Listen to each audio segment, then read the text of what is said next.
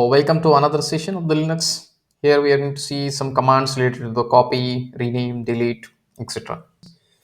So now list out these directories and the files which we have now in this session.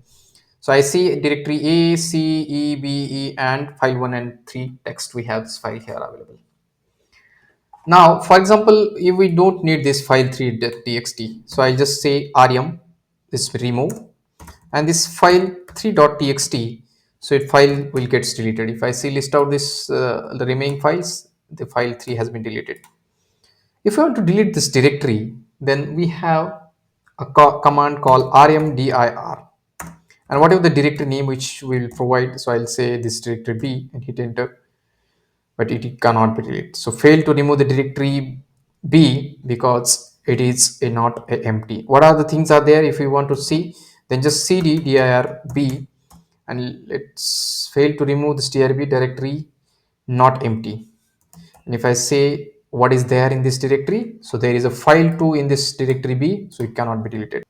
So do we have such a directory where there is no information available on it? So ls space and r, if you do and check these directories, I can see the C and D are the empty directory, but other directories are fulfilled with the some of the files. So if I apply this command rmdir c, it will get selected. So if I again list out, so this C directory has been gone from here.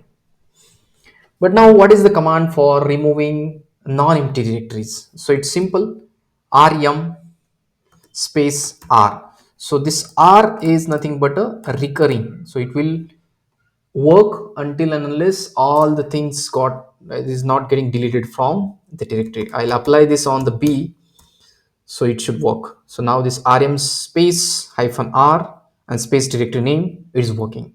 If I list out again the directories, so directory B is gone along with the file which was saved inside this directory. So that's how rm space hyphen space for directory name works.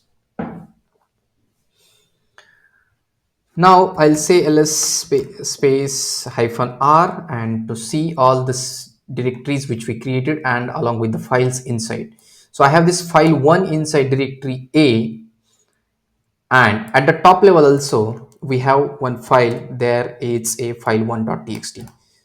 So for this one, or let's say from this directory A, this file 1.txt I want to copy to directory D. How I can do this one?